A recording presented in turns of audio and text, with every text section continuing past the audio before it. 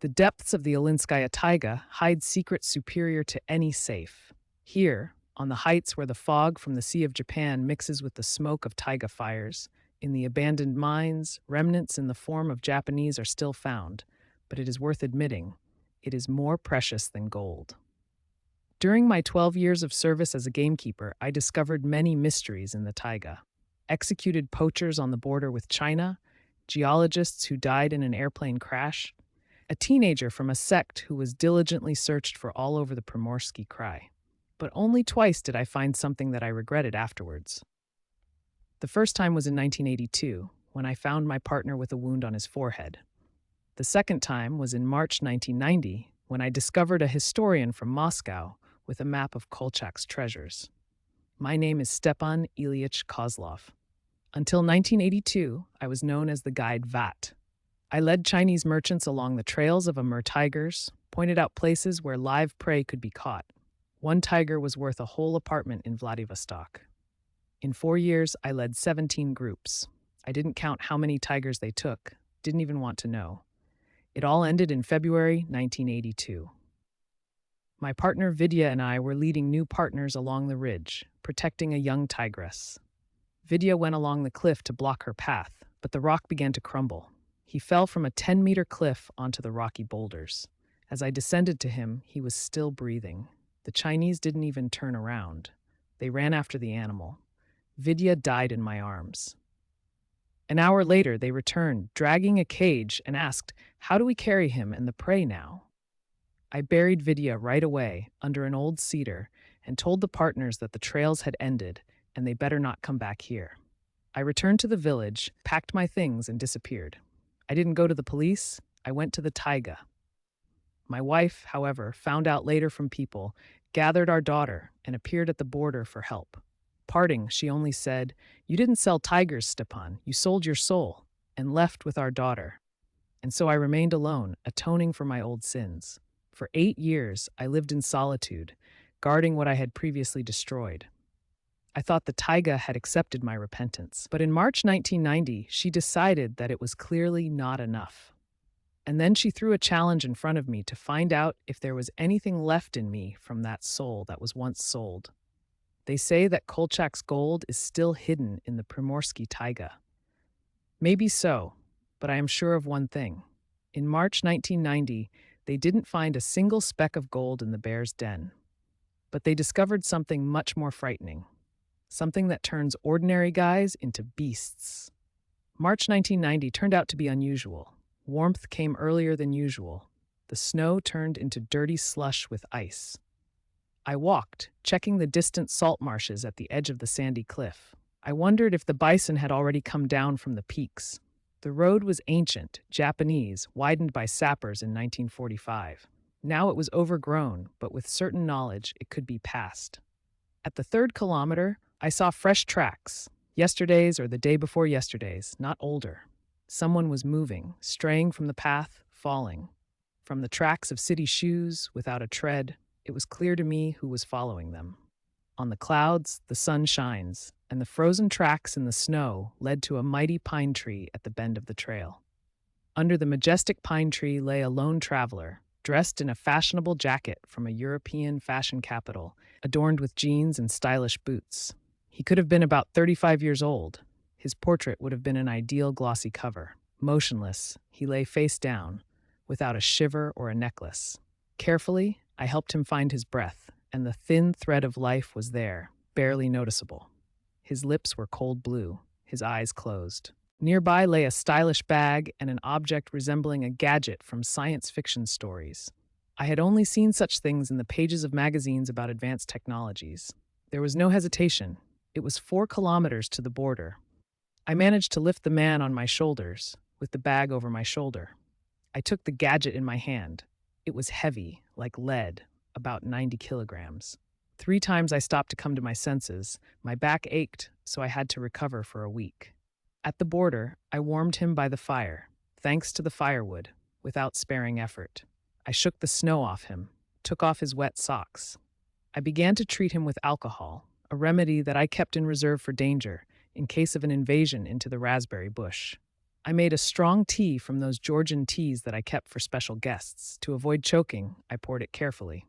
3 hours later, he began to come to. His eyes opened, his gaze was cloudy, but the first thing he wanted was to find his bag with his hands. I showed him where it was lying on the bench. He calmed down immediately, tried to sit up, but was hindered by lack of strength. By evening, he began to speak.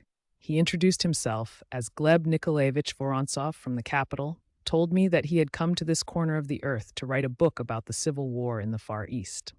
He actively researched archives, talked to old-timers, and even met an old woman in Leningrad, the granddaughter of a white officer. She showed him her grandfather's diary, who served under Kolchak.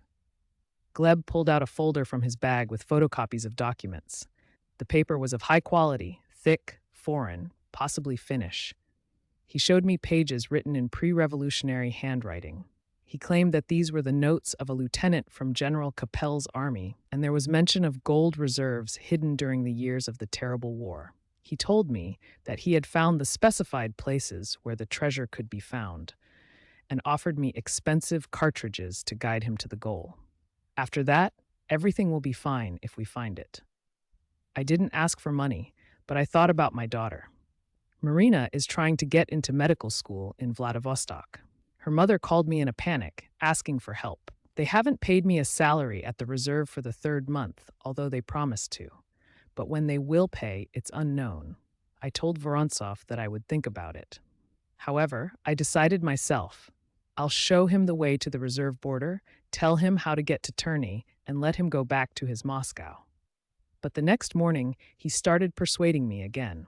He said that he couldn't manage alone, could get lost, perish in the taiga, and that if there really is gold there, he won't get it. But I will, as the finder, a reward, perhaps even an order. I agreed to escort him to the bear's den, but without digging. Just show the place and return back. On the 3rd day, we set out early in the morning. Vorontsov was surrounded by my old things. He put on my old shirt over his jacket, put on spare felt boots, took his metal detector, despite my objections. We walked slowly. He still felt the effects of hypothermia. On the way, we started talking. Vorontsov told me that he had been living in a hotel in Terney for a week, where in the restaurant he accidentally told about the diary, showed copies to some men who were very interested, and started asking questions about the location.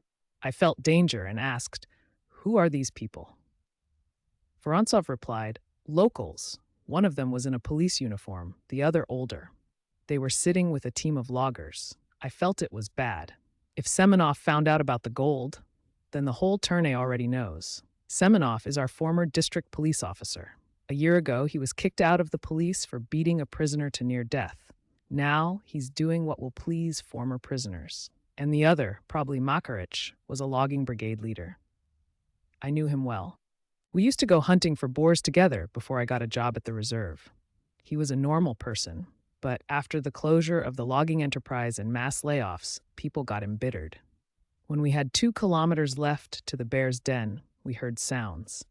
At first, I thought someone was chopping wood, but the sound was different. It was like tapping on metal and stone. They were digging something. I told Vorontsov to walk quietly. I went to scout. We climbed a hill from where we could see everything around. Down by the stream, about 12 people were working. They dug a hole 3 meters in diameter, the depth of a person's height. They laid out the earth on the side in buckets and passed it to each other. I recognized everyone. Makarich supervised the work, brought his 2 nephews. The rest were from the former loggers. Semenov walked in new chrome boots. He had a nagant in a holster, which he demonstratively wore. I wanted to quietly leave with Vorontsov, but he saw the excavations and got angry. He whispered that he had been deceived, that it was his find, his gold. He took a carbine from his backpack, a small folding one. I didn't have time to stop him. He unfolded the butt and fired into the air. Out of surprise or intentionally, I don't know. The sound of the shot rang out like thunder. The people below froze, then started bustling. Makarich shouted something. 3 men with guns ran towards us. We had to go down and meet them. At dawn, Vorontsov was 1 step away from me, holding a carbine, his hands trembling. Makarich instantly recognized me. "Stepan, what are you doing here? This is not your land. he said. I explained that I was bringing a man from the taiga who got lost. Semenov came closer to Vorontsov, looked at him, and smirked. Is this the historian from Moscow who was talking about finds in the hotel? He asked. Vorontsov flared up and started shouting, accusing them of theft, threatening to complain to Moscow and call the local police. Semenov calmly took out the nagant, cocked the trigger, and said that no one needed to complain, as various things happen in the taiga. Bears attack people, and only bones remain. Vorontsov turned pale and lowered the carbine. Makarich intervened, asking Semenov to stop scaring people. Then he turned to me. Stepan, we are not here for evil, we are only looking for old items. And it's hard to live now, families need to be fed. We found old graves from the time of the Civil War. There's nothing here except bones, rusty metal. We climbed down to the pit, and indeed at the bottom were skeletons, scraps of clothing, copper buttons, worn-out belts, and even decaying packs of paper. Vorontsov rushed to them, digging in search of gold, but he found only Kolchak's paper money, which was worthless. Semenov got angry and accused the Muscovite of deception. He hit Vorontsov on the head with the butt of the nagant, making him fall and bleed. I wanted to intervene, but Makarich didn't let me do it. The men climbed out of the pit with downcast faces. They realized that they had wasted their efforts, as no gold was found. Someone suggested taking the metal detector from the Muscovite for the household. Suddenly, Semenov expressed suspicion that the Muscovite was hiding something. He needed to be thoroughly interrogated. Vorontsov was tied by the legs to a tree and doused with water from the stream.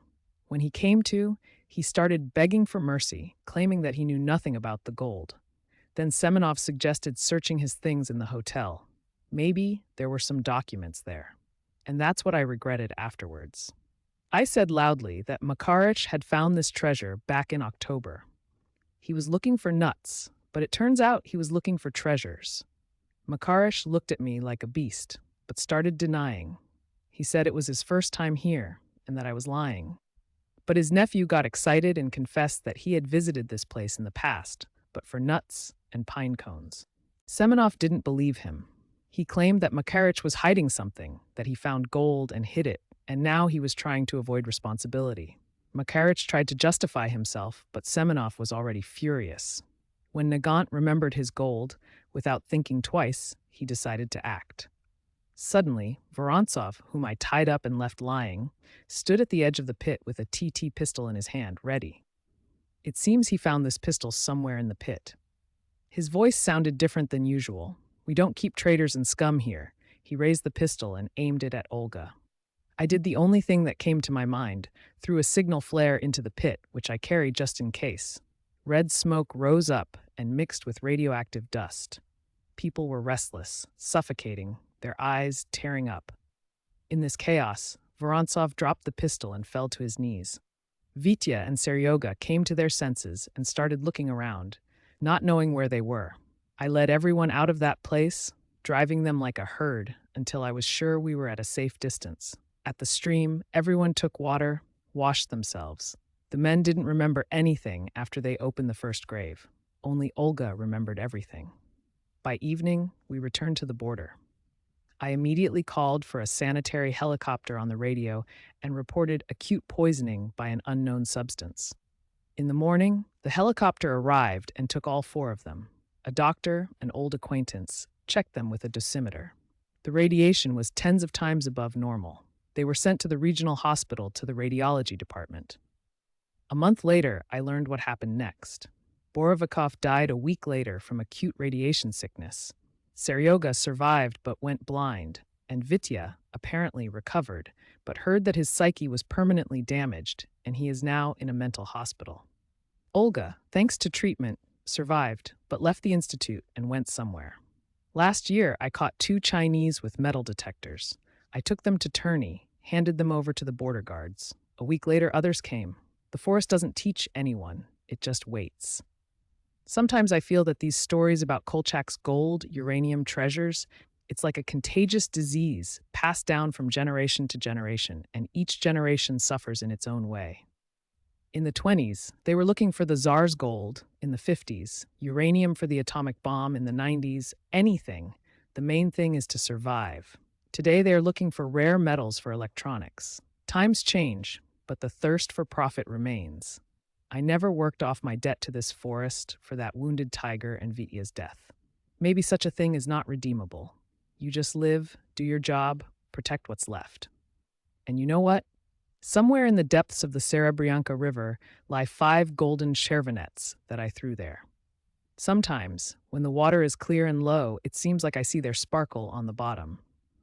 But it's just the sun's reflection on the stones. There was never any gold there. And how would you have acted in Stepan's place? Would you have left freezing Vorontsov in the taiga, knowing that his rescue would lead to the death of 6 others?